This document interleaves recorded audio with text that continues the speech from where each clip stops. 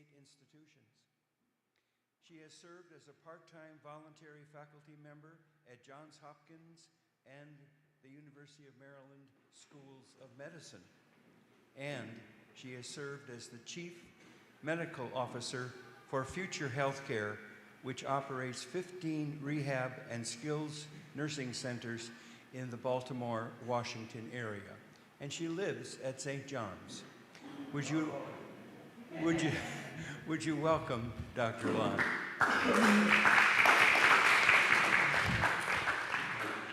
Thank you so much. It's a pleasure to be here. Can you hear me okay? Yes. I have a little vocal cord problem, so if you can't hear me, if it's not clear, just raise your hands and the tech guys back there will figure it out. I'm going to start my timer because I promise you I won't talk more than 45 minutes.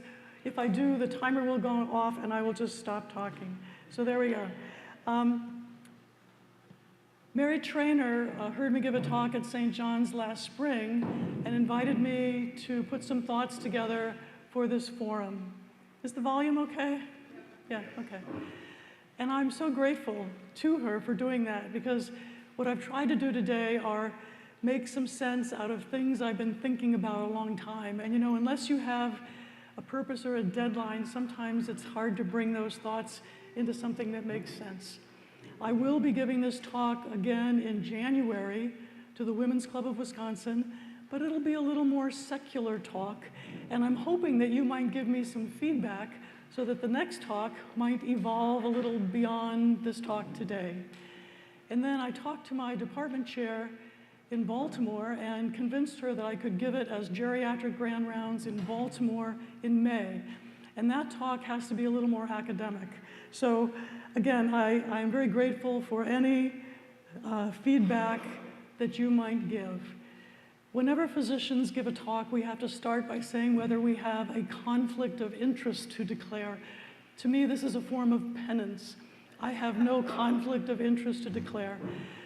I'm semi-retired. These are some of the things that I do, but I can tell you what has taken most of my time over the last 6 months has been a pro bono consultation, a formal contractual agreement with St. John's on the Lake to develop a collaboration between St. John's and the Medical College of Wisconsin. And I'm so pleased to tell you that last week, everything got negotiated, the contracts got signed. We're starting October 1st, so you'll hear more about that down the pike, I'm sure. Today, I want to talk about 3 things. I've been thinking about this concept, the ecology of aging, for a long time, and I thank Mary Trainor for giving me the opportunity to kind of put it together, and I thank Bob. He has really helped me get this organized and bring it to you today.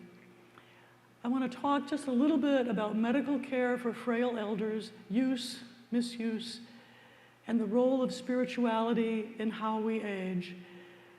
And the reason I'm saying purview of the poets is because I think a lot of what we need to know about aging doesn't come from medicine. It comes more from literature, poetry, scripture, and so that's what we'll be looking at today, all in 45 minutes. And already the clock is ticking. So I wanted to tell you what I'm not going to talk about. This is not a preventive medicine talk. I'm not going to talk to you about flu shots and COVID shots and cancer screening. No. This is not a longevity medicine talk. Although you need to know there is a branch of medicine now called longevity medicine where the doctors study aging in worms and turtles and fish, and then they try to say, oh, well, let's try that in humans. It's not an anti-aging talk. There is the American Academy of Anti-Aging Medicine. This is not a self-help talk. I'm not going to tell you how to live your life.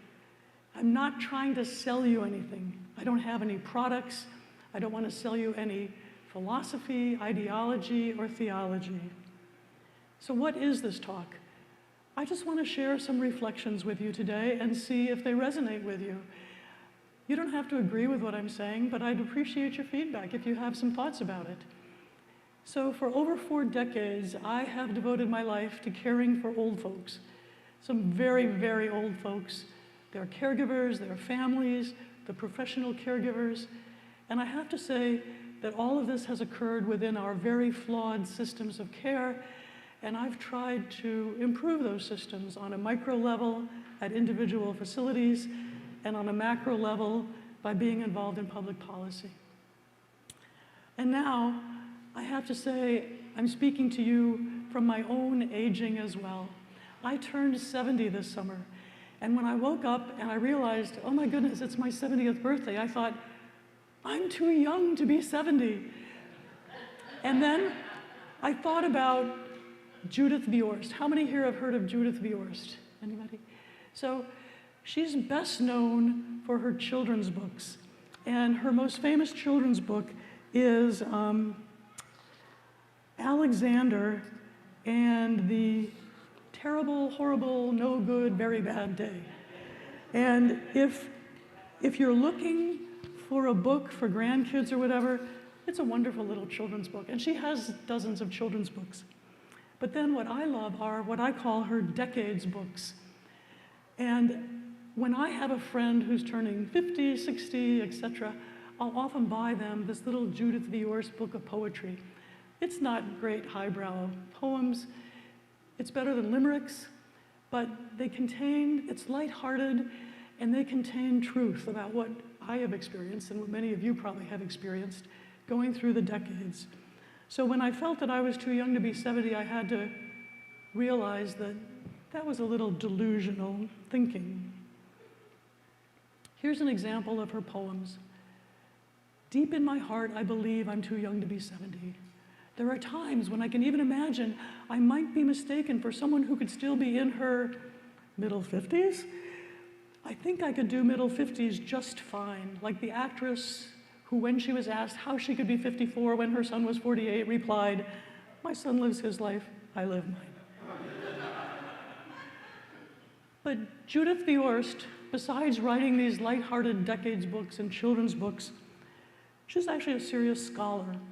She was a fellow at the Washington, D.C. Psychoanalytic Institute, and in 1986, she published her New York Times bestseller called Necessary Losses. The subtitle of this book is The Loves, Illusions, Dependencies, and Impossible Expectations That All of Us Have to Give Up in Order to Grow.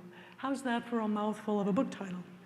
So this was on the New York Times bestseller list for quite some time. If you read this book, it's sort of old-fashioned now because it has a psychoanalytic kind of approach, and psychoanalysis isn't exactly the latest hot thing anymore, but it does contain significant wisdom. Living a long life exposes you to loss, exposes all of us to loss. And in our country, we don't want to admit that, and we want to stay young forever. But one thing I hope to talk about today is that loss is part of life. And in her book, we have loss throughout all of our life stages, but it becomes more acute in old age. A friend of mine at St. John's who's about 80, my goodness, this week, she was so distressed and so distraught. She said, in the last couple of months, I have lost 5, count them, 5 really good friends. She said, this is just heartbreaking. And I said, this is the curse of survivorship. So the question is, through our losses, is there a door that opens? How do we maintain hope through loss? It's a very important lesson, and that's one thing we're going to talk about today. So one of my favorite, more recent poems, getting a little feedback, can you hear that? Is Gertrude in the Rooms by Kate Daniels. Those of you who like poetry may be aware of a poem a day, where you can go to poets.org and they'll send you a poem in your email every single day. So a friend of mine suggested this, and there's some handouts with these various poems in the back there. So shortly after my husband died, this poem came across my email one morning, and I was just blown away by it, because I think it contains so much wisdom about aging in America. And Kate Daniels has written a series of poems that she calls her In the Rooms poems. And In the Rooms refers to what happens at 12-step programs. So AA or Al-Anon or those kind of programs. And so this poem is about a woman, Gertrude, and the reaction of the younger people in this probably Al-Anon sort of setting. And let me just read this to you. Gertrude's agony seemed different than ours, older, well-thumbed, polite, and buckled to her person like a well-fitting garment. Ours? And Daniels goes on to describe the sort of catastrophic agony of young people. Ours was not noiseless and ancient like hers. Surely she could not be as fragile as she looked, carrying all that weight. The mystery was how someone insignificant and ordinary as Gertrude had redistributed that weight and reoriented the magnetic poles that for us always defaulted to agony. She had been our hero. So in July and August, I was thinking about this talk and thinking, oh, I need to sit down and really start organizing this talk. And I was explaining it to friends, and they were looking at me like, what are you talking about? You really need to get it together, Rebecca. This is pretty disorganized. But I was driving to Spring Green with my cousin to see a play at American Players Theater. And we were talking about my talk, because it's a 2.5-hour drive from Milwaukee. And as I was trying to describe the ecology of aging, she said she had been in a book club. She was in her 50s, and some of the members of the book club were much older. And she said that one of their books, they were talking about death, and the older people in the book club, the older women, were saying, yeah, you know, I love my life, and I don't want death to come any sooner than it comes, but I'm ready. And she was going, what? And so she sort of had this agony about this concept and this discussion, and I thought that this poem sort of reflected my cousin and her reaction to the older women, that with aging, if you're aging successfully, you learn how to deal with loss and agony in a polite and buckled way, like a well-fitting garment. Now, I started medical school in 1977, and this book, by Susan Sontag, Illness as Metaphor, came out while I was a first-year medical student. She had just been diagnosed with cancer, and this book is sort of a rant against the use of metaphor to describe illness. And you may be aware that in the 19th century and well into the 20th century, there was this sort of thinking that people got cancer because they had a kind of repressed personality. And then there were all these sort of societal metaphors about something horrible in society, and we had to excise it from society because it was a cancer. And then there were all these military metaphors about seeking and destroying the cancer cells and so forth. And Susan Sontag said, enough. You know, it's hard enough to have this illness, but all of this metaphoric baggage is just too much. So in this book, she's saying, abandon all metaphoric thinking about illness. But then, the crazy irony of this book, she started this book with a beautiful metaphor that had a huge impact on my understanding of my role as a physician. And she says, illness is the night side of life, but let me just substitute old age here and see what you think. Old age is the night side of life, a more onerous citizenship. Everyone who is born holds dual citizenship in the kingdom of the young and the kingdom of the old. Although we prefer to use only the good passport, sooner or later each of us is obliged, at least for a spell, to identify ourselves as citizens of that other place. So as we talk about these metaphors and how they relate to aging, I want you to ask yourself, is this useful, or does this just promote and continue ageist stereotypes? Do you agree with Susan Sontag? We need to abandon metaphor? Or does metaphor actually open some new understanding for us? So a decade later, Susan Sontag published her second book, AIDS and Its Metaphor.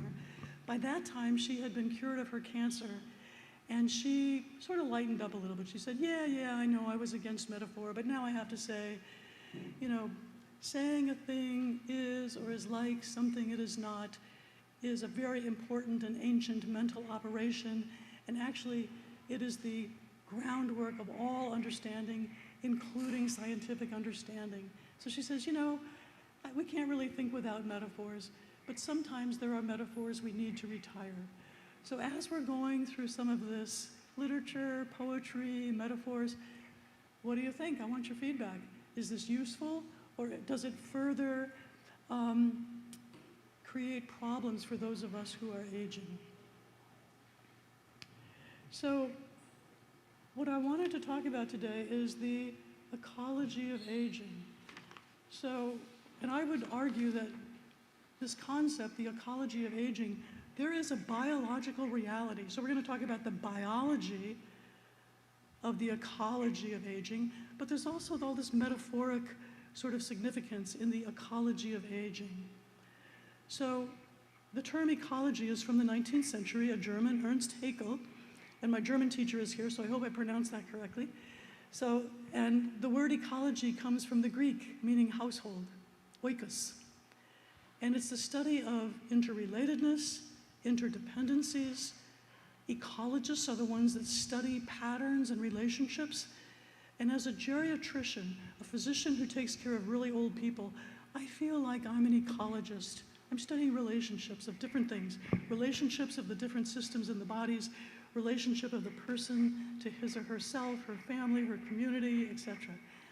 And of course, ecosystems are those communities of living organisms, flora, fauna, and the geological world, atmosphere, earth, and water.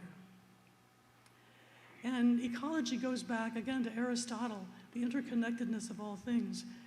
Ecology also has a Darwinian sort of underpinning in that we as a species of human beings have adapted to this environment on the earth. And we will, as the earth changes, we as a species will change, or we will be extinct. And then again, Haeckel, the interconnectedness and interdependence among things, and Lovelock in the 1980s was a proponent of this concept, Gaia, as the earth as a self-regulating organism.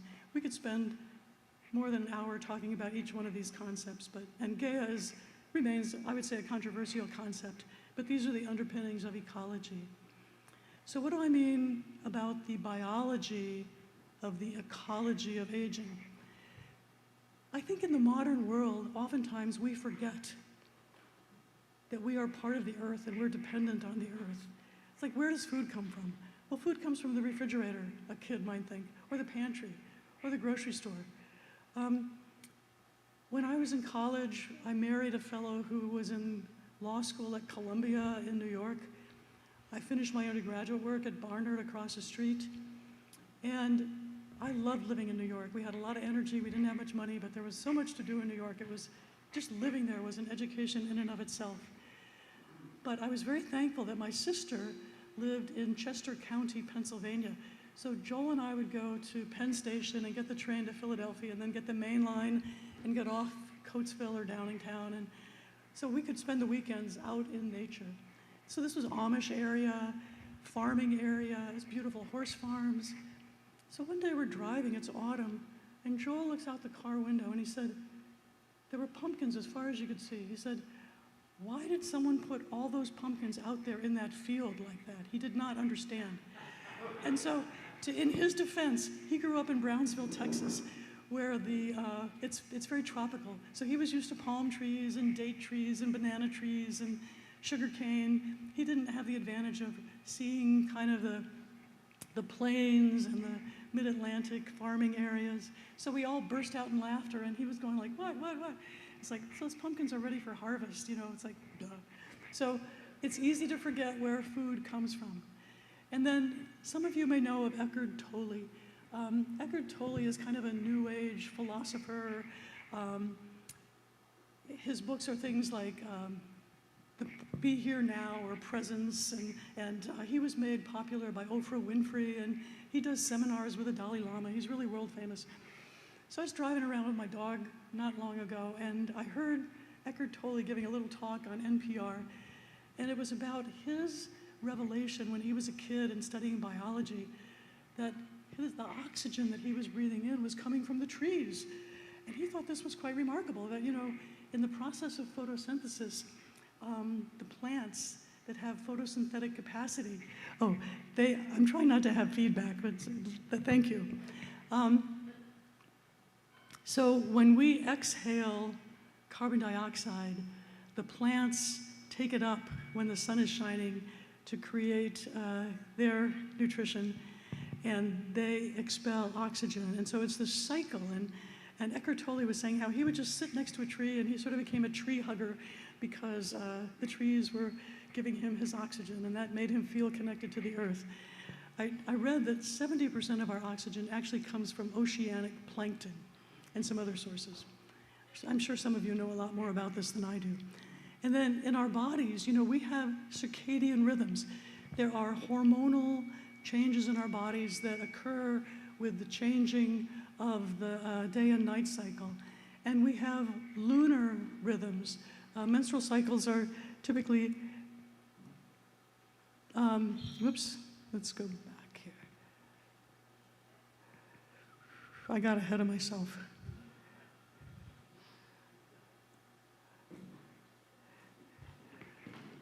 I go back, this way here? Where's the other, there it is. Anyway, that's okay.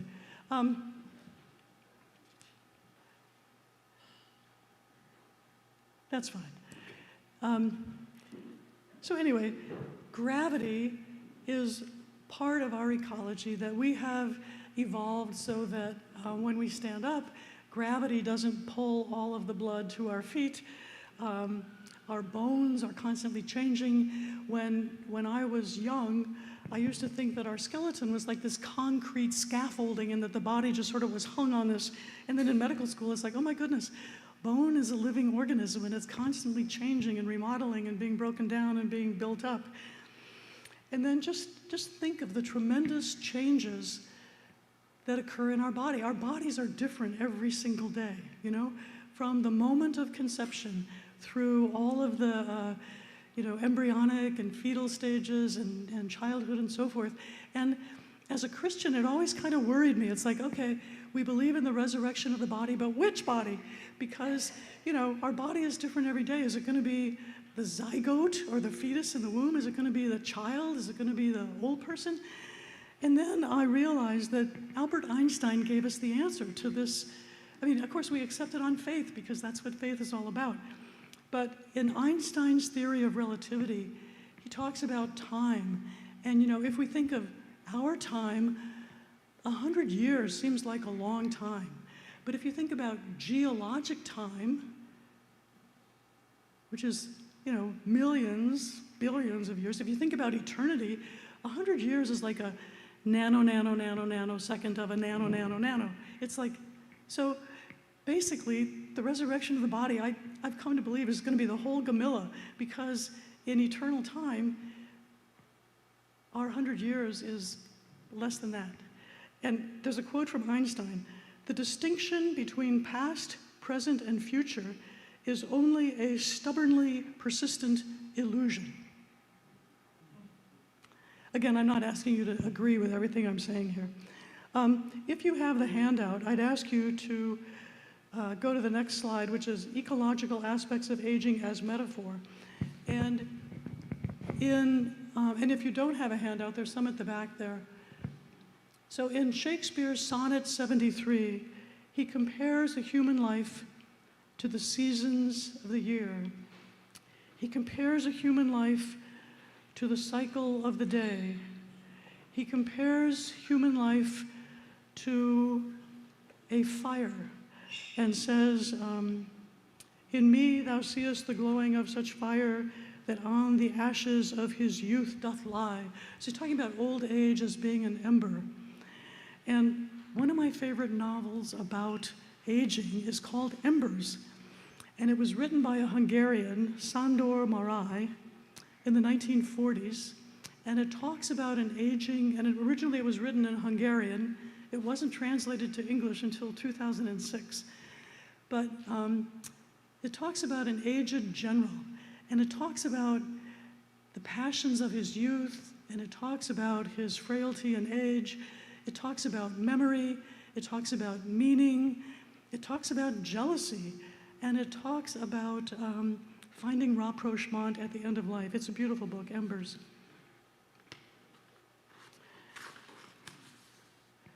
Oh, actually, I don't know, can we go back one slide? I just got way ahead here. Oh, here, let me see if I can go this way. Slide, maybe this way. Yay, okay. Good. So we're talking here at Christ Church Episcopal, and I live at St. John's, and I was thinking, well, what does our faith tradition say about this concept, the ecology of aging? Still kind of murky out there. So, you know, we are told from dust to dust that we come from the earth and will return to the earth. And really that our bodily composition, we're made up of elements of the earth that we're just borrowing. These elements of the earth will go back to the earth. And then I was really glad when I woke up on my 70th birthday that I wasn't thinking of Psalm 90. The days of our years are 70. And if by reason of strength they be 80 years, yet is their strength labor and sorrow, for soon it is cut off and we fly away. And of course, the beautiful poetry, the metaphors of Ecclesiastes, to everything there is a season, turn, turn, turn. But there's a counter message in our faith tradition that man, humankind, we are given dominion over the creatures and over earth itself. We are separate from. And of course, these are all Old Testament references, and if you have any thoughts about the ecology of aging in the Gospels, let me know. So I would say that it's this counter message that has become the zeitgeist, again, Jovanka, the spirit of our time, including our attitudes towards aging. And this poem by Dylan Thomas, I can tell you, practicing medicine for 4 decades, this has increasingly, over the last years of my career, become the anthem, the battle cry, the spirit of our time for the medical approach to old aging in the United States. And the example of this that I'll give you is a patient that I took care of probably a little over 20 years ago. And he was from Iran, and he brought his family to America at the when the Islamic Revolution occurred. So he had been part of the government with the Shah of Iran. I was a medical student. I think this was in 1979 that this happened. So I was on a medical cardiology rotation on Dr. Denton Cooley's cardiovascular surgery service at St. Luke's Hospital in Houston, Texas. And Cooley had cardiologists from all over the world who would bring the rich people from different parts of the world. Actually, Queen Beatrix in the Netherlands sent a KLM jet of not just rich people, but all people who lived in the Netherlands, who, if they needed cardiovascular surgery, which was still kind of new back then, they would come to Houston.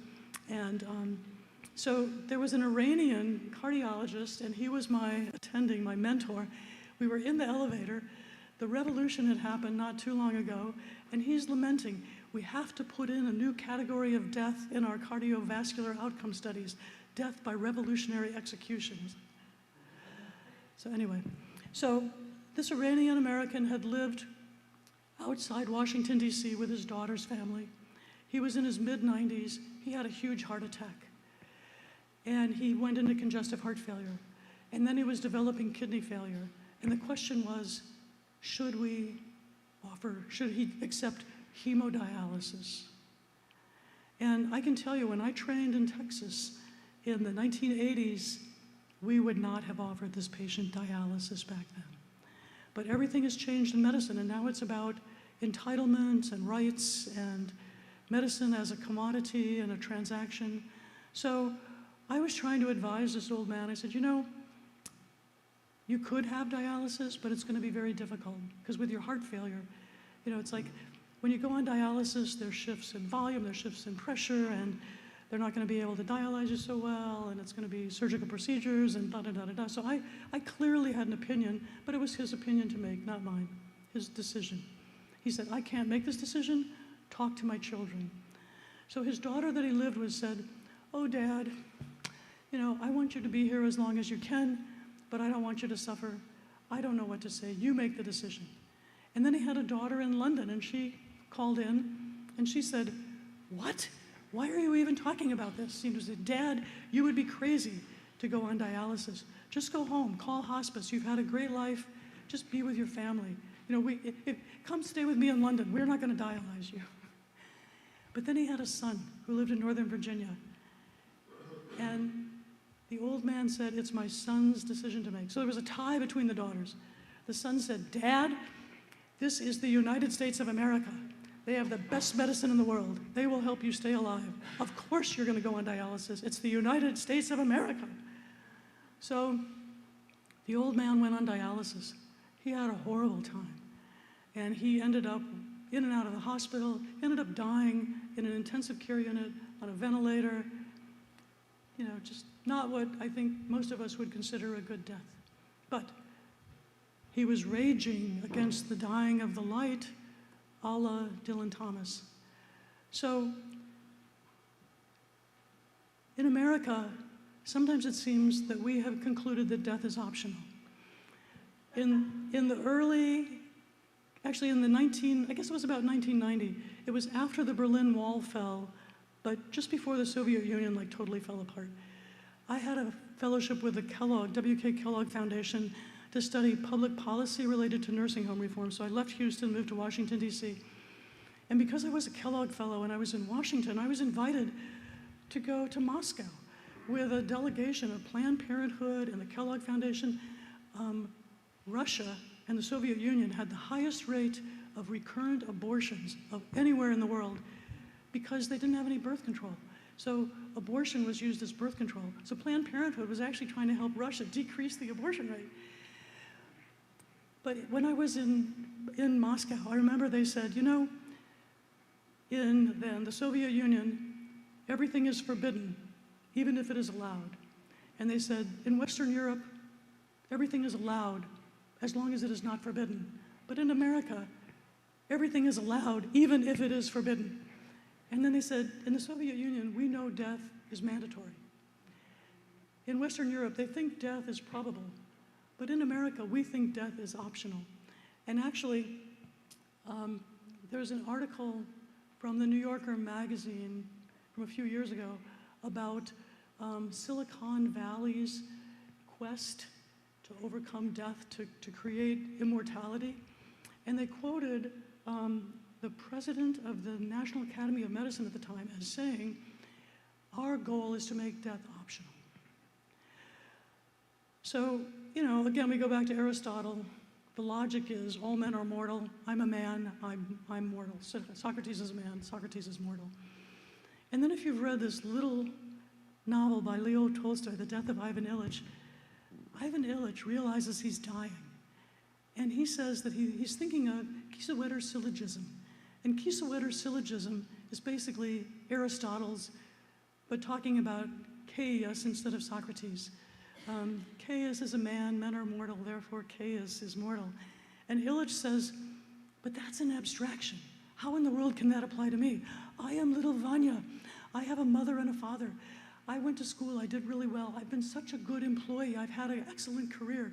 And he goes through his life and he said, how in the world can this apply to me? But then at the end, a door opens.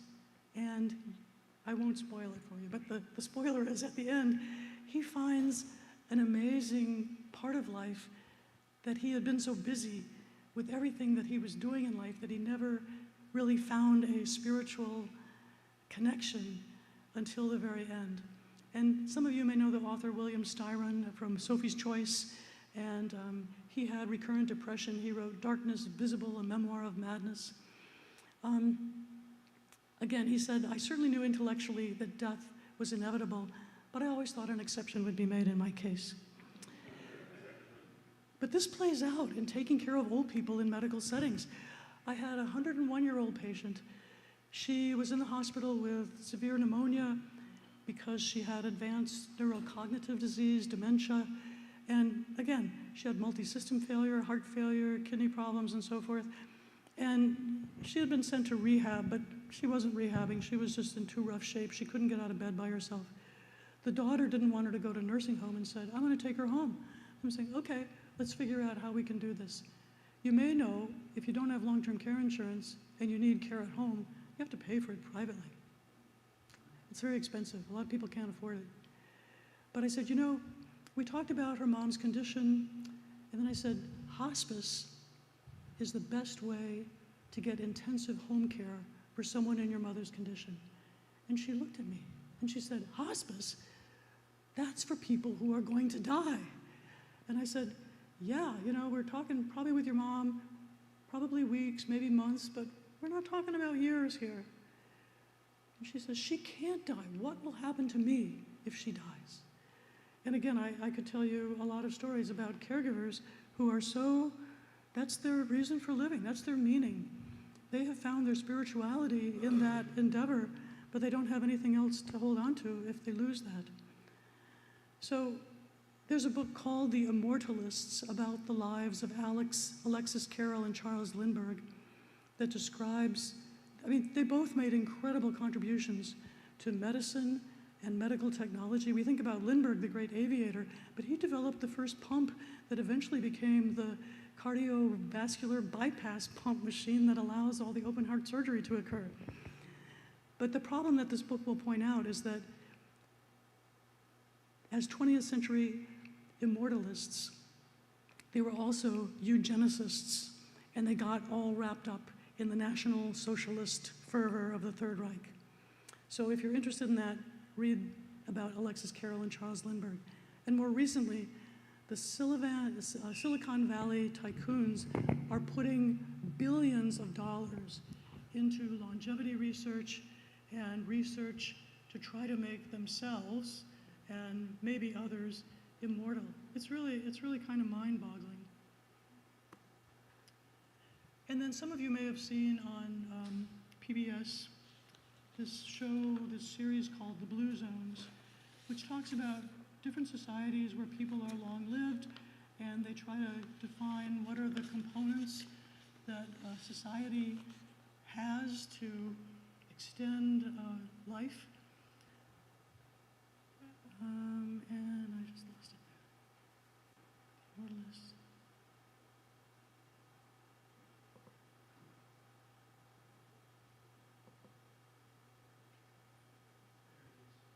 Right.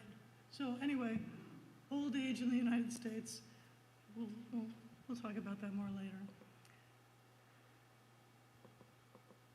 So in the blue zones, it's community, culture, celebration, continuity, movement, diet, and purpose. And you think, okay, in your own community, how much of that do you have? And I would say, I think you have a tremendous community right here at Christ Church Episcopal in Whitefish Bay. And I think that this is probably a pocket of longevity. But back in the 1980s, there was a Harvard professor who had a patient who gave him a lot of money to go around the world and look at what were the pockets of longevity, which are now called the blue zones. And my favorite story, he was interviewing this gentleman in what was then Soviet Georgia. And the gentleman, I don't know, claimed to be 110 or 112. And so he's talking about, how did you get to live this long? And he's sitting there smoking a cigarette. And then he's, taking his shot of vodka. And clearly he's not doing what we would expect that he would do to live to be 110. And so they go through all these different categories of things that we think will help him live a long life. And finally the interviewer says, so what is it?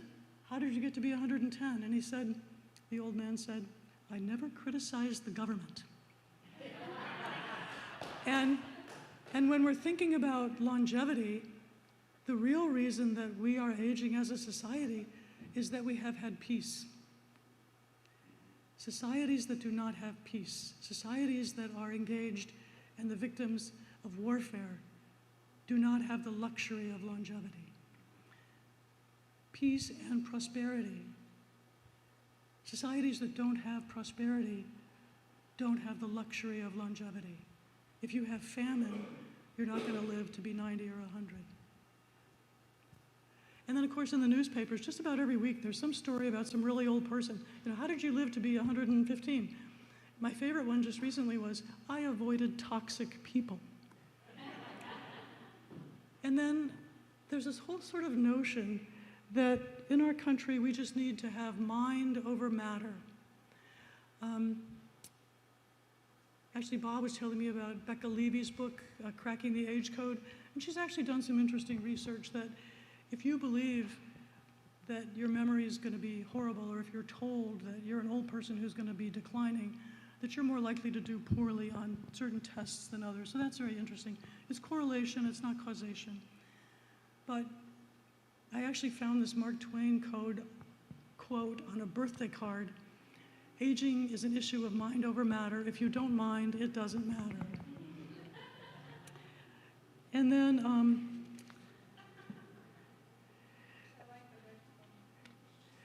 age doesn't matter unless you're a cheese, right? And then it matters very much, because if you get too old and you're a cheese, you get pretty stinky.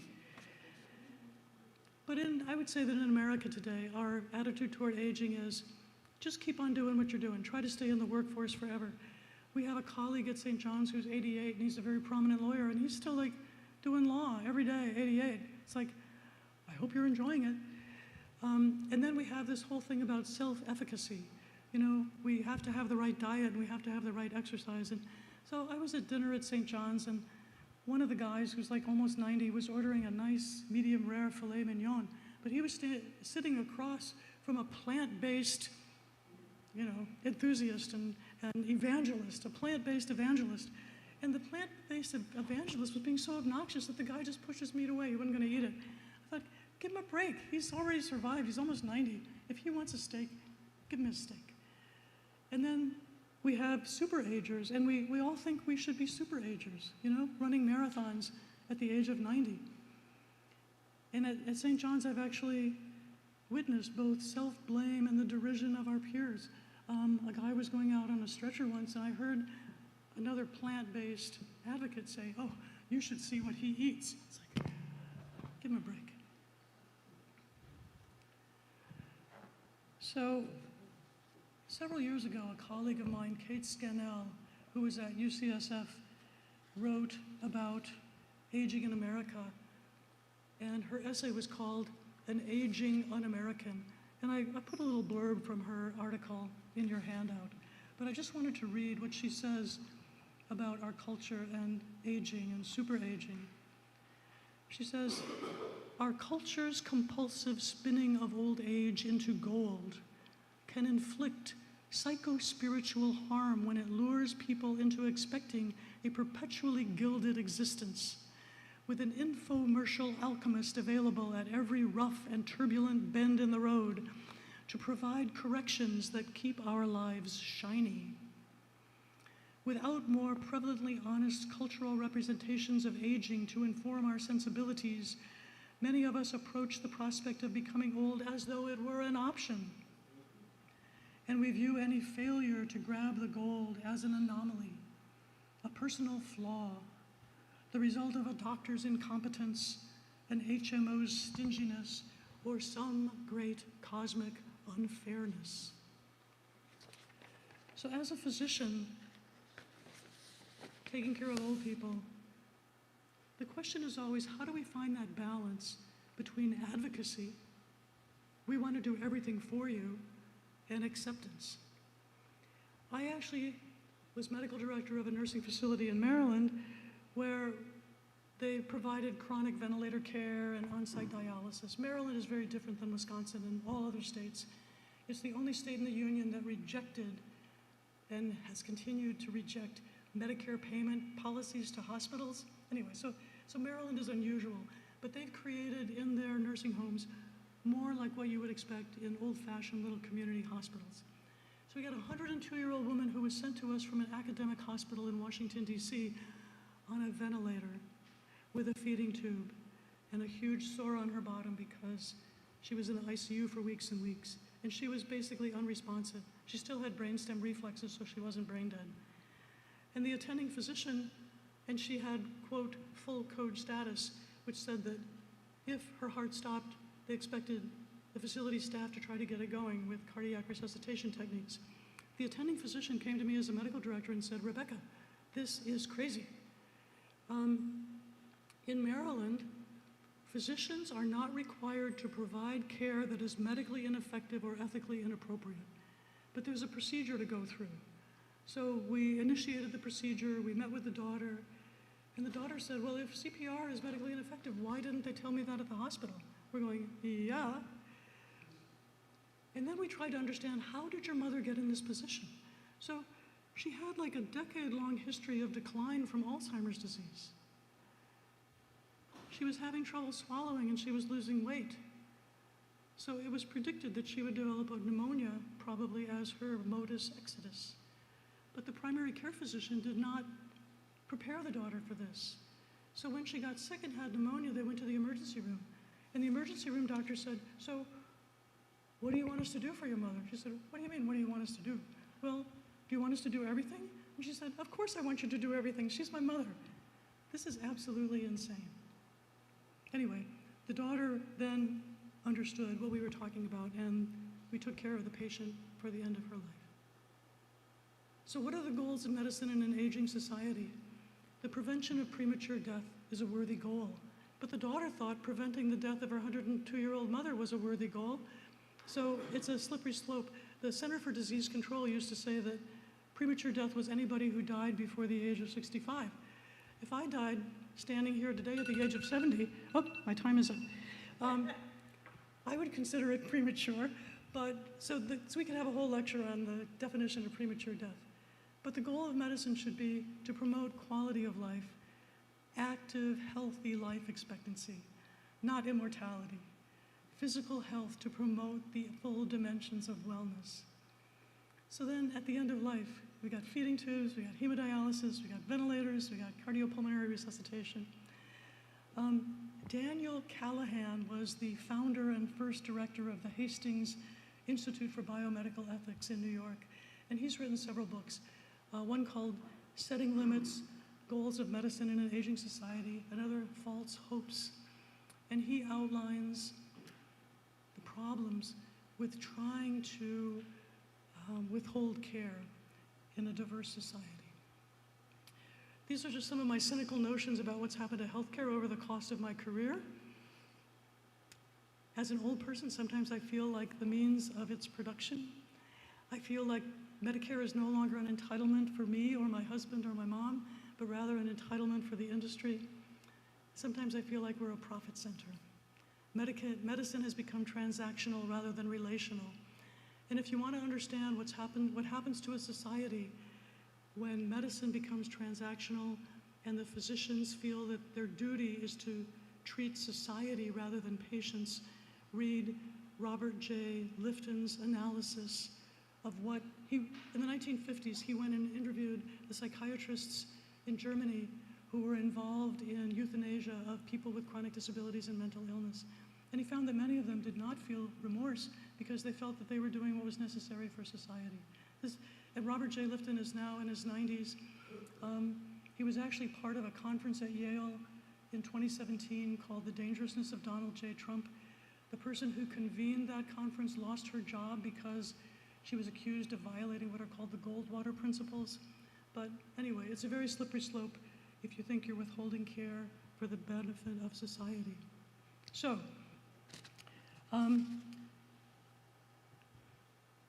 I am closing my thoughts here. I want to close with William Butler Yeats' poem, Sailing to Byzantium. I think that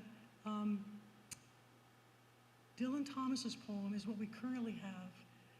But I think if you're going to live well and age well, if you're going to be, if you agree, and you may not agree, that there is something to this concept, the ecology of aging, that Yeats informs us much better than Thomas, William Butler Yeats rather than Dylan Thomas. So in his poem, he tells us, an aged man is but a paltry thing, a tattered coat upon a stick, unless soul clap its hands and sing, and louder sing for every tatter in its mortal dress. Nor is there singing school, but studying monuments of its own magnificence. So I think for successful aging, for aging well, we need to find singing schools. And I would say here at Christ Church Episcopal, you have an incredible singing school. You were very fortunate. And then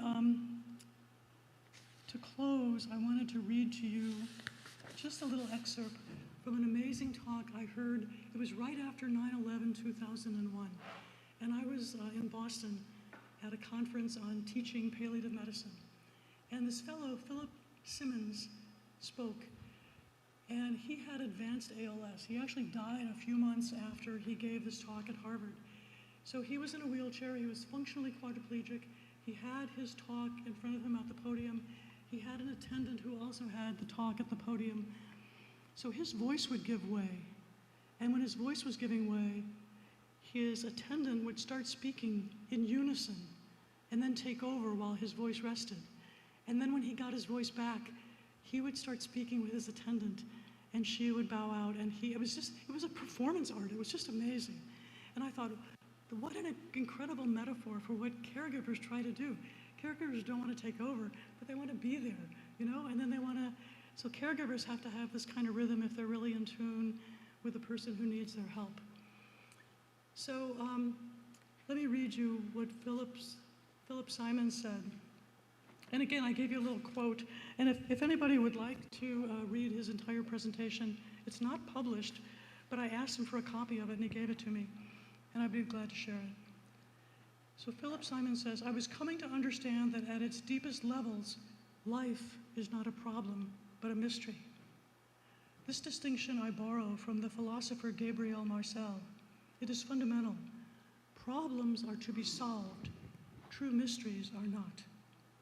Each of us finds his or her own way to mystery. At one time or another, each of us confronts an experience so powerful, bewildering, joyous, or terrifying that all our efforts to see it as a problem are futile. Each of us reaches the end of reason's rope, and when we do, we can either grip harder or get nowhere, or we can let go and fall. For what does mystery ask of us? Only that we be in its presence, that we fully and consciously hand ourselves over. That is all, and that is everything.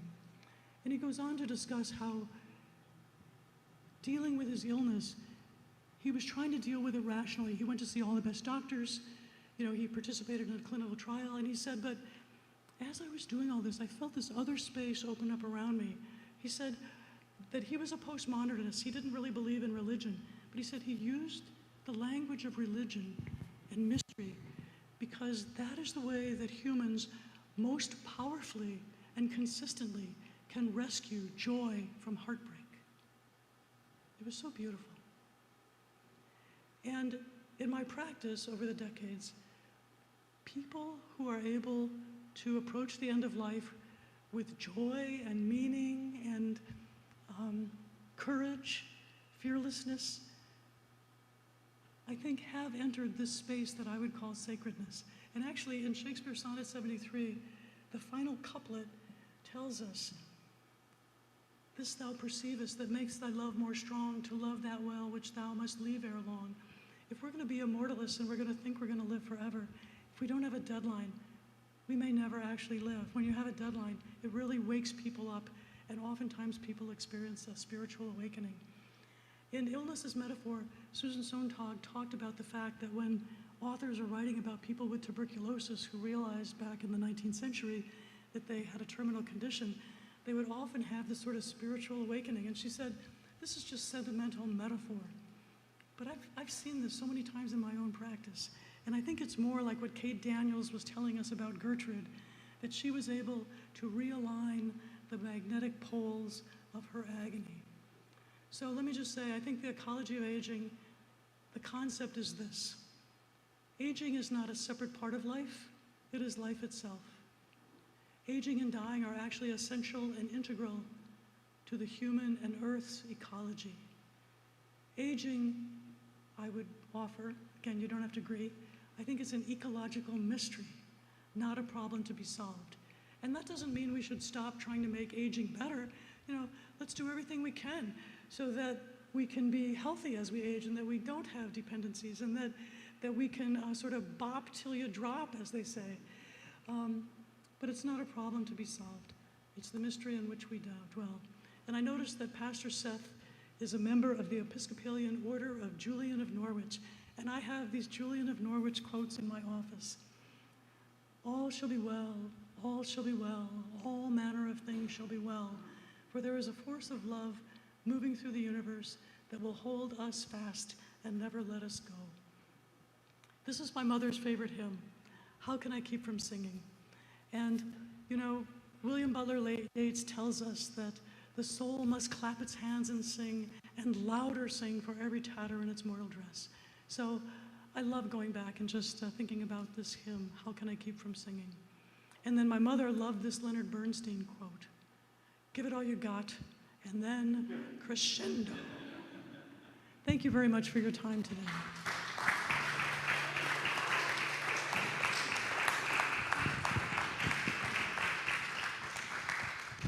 Two questions. Who has the first of two questions? Yes.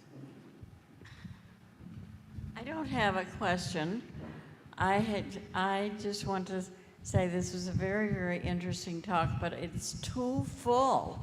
You've got everything. There's so much that you need to say and want to say, and I just advise you to slow down, pick out, whenever you are doing this talk again, to pick out some of the really most important things. And I know you think this is all important, because it is, but we can't digest it all, and so I would just say thank you. Thank you, and that's slow down a bit. That's a very important comment. And yes, I do need to just sort of take a deeper dive. So this was just kind of an introduction to these different thoughts, and each one of them could have been an hour lecture. I am working on a manuscript, and if I get it published, I'll send you a copy. And I just turned 90 this summer. Congratulations. We will certainly enjoy every morsel that you could let us have. Okay, thank you very much. He's my best friend, and I can guarantee you that we